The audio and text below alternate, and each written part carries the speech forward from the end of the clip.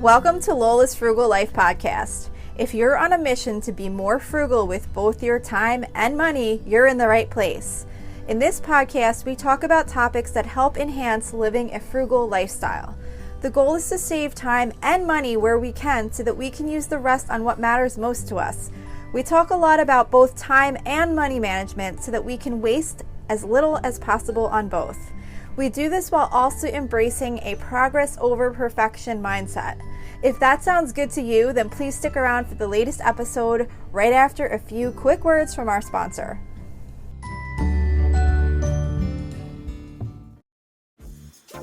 Dreaming of a better sleep? Tossing and turning is not your destiny. And Ollie is here to help. Ollie invites you to sink into sweet, sweet slumber to improve your mental and physical health and overall wellness. More than just melatonin, Ollie's ingredients help you unwind your mind for a delightfully dreamy drift off. Sleep is on the way at Ollie.com. That's OLLY.com.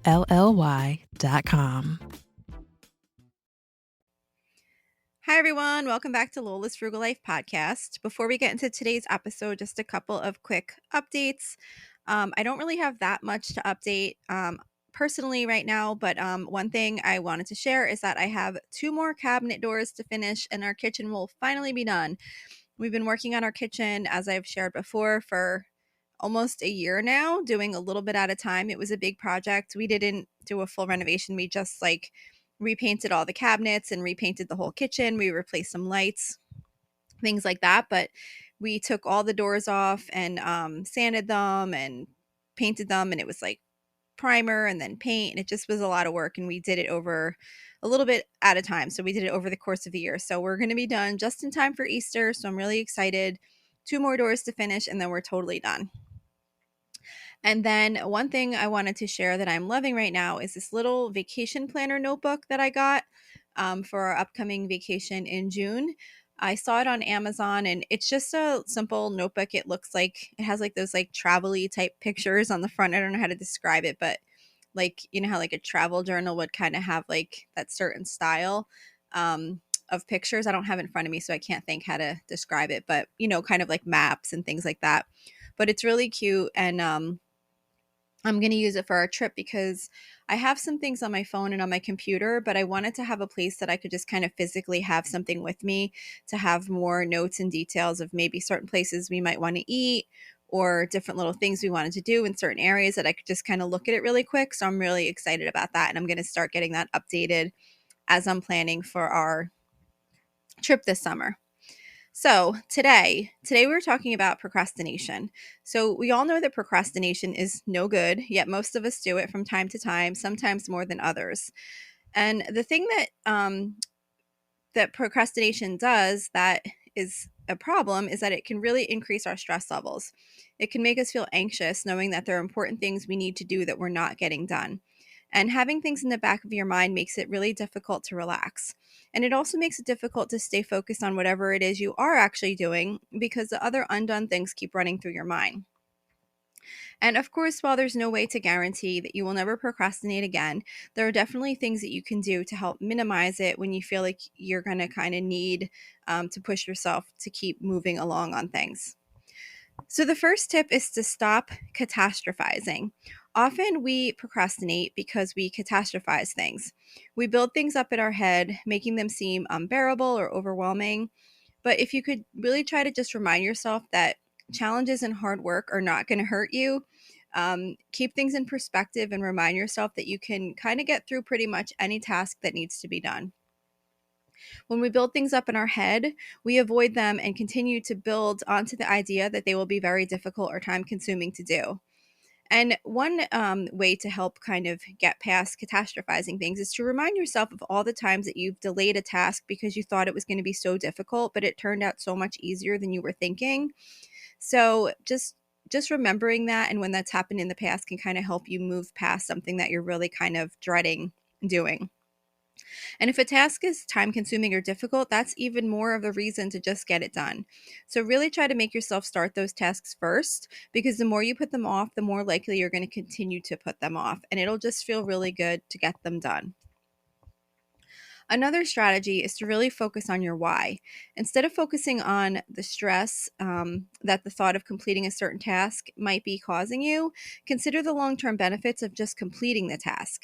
Think about why you're doing it, what positive will result from your effort. Sometimes this can actually cause us to realize that certain tasks really actually aren't that important because sometimes there's certain things that we think we should do, even though they might not really be necessary or be that high in value to us. So if you realize you have something on your list that you've been procrastinating on that really isn't that important to you, then take it off your list and really focus on those things that will have a more positive impact on your life. Of course, another tip that applies to many situations is really to break things down into smaller steps. As we all know, large tasks can feel daunting, but if you could divide them up into smaller, manageable steps, it makes it so much easier to just keep moving forward. Tackling smaller portions makes the overall process seem less intimidating. And as long as you're making progress, you're not procrastinating. So just take one step at a time and keep moving forward on whatever the task is that you need to complete, and try not to focus on the big picture as this big, overwhelming project. Just focus on one step at a time that's going to get you closer to being done. Another tip is to set clear goals and deadlines. When you set clear goals and deadlines, it can really help you stay on track because you know exactly what to focus on. When you know exactly what it is you want to do and by when, it makes it more difficult to procrastinate. But you do want to make sure that you're really realistic about the goals and deadlines that you set and be committed to sticking to them. If you set a deadline and keep pushing it back, it's only going to make you feel more stressed about the task. So make sure to set specific tasks and deadlines for each task. And then that'll kind of give you a clear roadmap to help keep you focused and prevent procrastinating. Creating a schedule is a good way to overcome procrastination also. If you develop a daily or weekly schedule, and that kind of assigns time for different tasks, that can be really helpful. When we have a lot of things to get done, it can be really hard to decide what to do and when to do it during the course of the day. And that can cause us to procrastinate because we might feel overwhelmed and we're just unsure of what to do first. And then we wind up not doing anything sometimes. But if you plan ahead and decide what you're going to do on certain days and at what time, it can be easier to stick to those plans. Of course, you don't want to schedule out every minute because that's not realistic, but having a schedule to get one or two important things done each day can really help keep you on track and stop you from procrastinating on those items. You also want to really prioritize your tasks, determine which are most important and tackle those first. Prioritization prevents procrastination because it kind of ensures that your critical tasks get attention first. And as an extra bonus, getting rid of priority tasks will give you a boost of motivation to get more things done. Sometimes we can kind of get in the habit of tackling the easier tasks first because we can get more things to check off of our list if we have a long to do list. But if the things we checked off weren't really that important, and they weren't things we really needed to get done that urgently, we're not going to feel super accomplished at the end of the day about the things we did get done, even if there were several of them. So do the important things first, even if it's just one or two things, and then everything after that is just a bonus. Also, make sure to do things at the right time. Procrastination can also be caused by planning to do things at the wrong time. We all have certain times of day when our energy is naturally higher than other parts of the day. So, if you know that you're always wiped out after dinner, then don't plan to get something done at that time that's going to take a lot of energy. Plan to do the most important tasks and those that require more effort when you have the most energy. If you plan to get something done when you're spent for the day, you increase your chances of wanting to put that task off until you're not so tired. So set yourself up for success and plan to do those important and effortful tasks when you know that you're going to have time and energy to do it. Another tip is to use the Pomodoro technique. So, the Pomodoro technique is a really good way to accomplish tasks by really making yourself focus on what you need to get done for a short period of time. It's a time management technique where you set a timer for 25 minutes and really focus on the task you need to get done. After 25 minutes, you take a short break and then you set a timer for another 25 minutes if you'd like to. And then at that time, you can either switch to another task or continue on the one you were working on during the first session. But what it does is really kind of helps keep you focused only on that task at hand because you know you only have a limited amount of time to work on it, and you'll kind of force yourself to work hard and limit distractions until your break comes up.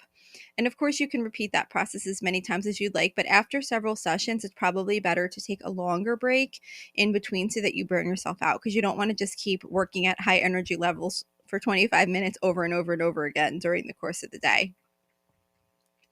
And then you can also try to visualize completion. Imagine how you're going to feel when the task is done. Rather than focusing on how you don't want to do something, picture how good it's going to feel to have it checked off your to-do list. Visualization can motivate you to really start and keep going until your task is complete, because you kind of really focus on the end goal. And then, of course, reward yourself for progress. Celebrate your progress for getting things done. It will remind you how good it feels to just get something done instead of delaying. Positive reinforcement can really encourage you to make consistent effort and minimize procrastinating. Of course, you don't need to throw a party for yourself or buy yourself a gift, but it's important to acknowledge what you've accomplished. Just take a moment to be proud and feel happy about what you've done. It really feels good to get things done, and it's important to enjoy that feeling for a bit when you do it. Now, of course, we're never going to completely cure procrastination. It's really about managing emotions, setting realistic expectations, and really taking deliberate actions. And sometimes those things are just very difficult to do. But taking steps to make positive changes in your productivity and putting things off less often is going to pay off in the long run. So don't beat yourself up when you do put something off for longer than you should. There's always going to be certain things that we're going to procrastinate on. But just try to remember how much better it feels to just get something done than to be thinking about how you really need to get something done but not taking action. Then come up with a plan to get that task off of your list. Also, don't forget that not all tasks need to stay on your list. It's really important to really think through what's on that list. And if it's not something that really matters to you, then take it off the list, and then you don't have to feel bad about procrastinating on an item that's going to have little impact on your life. So I hope some of these tips were helpful to you. This is all I have for today's episode. I thank you so much for listening, and I will see you back here next week. So thank you for checking in for this podcast episode. And don't forget, you can always email me with any questions or suggestions at lolasfrugallife@gmail.com. You can follow me on Instagram and Facebook at lolasfrugallife. And you can find a blog post for most of my episodes and definitely all of my meal plan episodes at lolasfrugallife.com. You can also join our private listeners group at facebook.com/groups/lolasfrugallife. And if you enjoy the show, please make sure to subscribe on Apple Podcasts, Spotify, YouTube, or wherever you listen from. And I would love it if you would screenshot the show and tag me on Instagram so I could see you're listening. Also, if you can please take a couple of seconds to rate and review the podcast.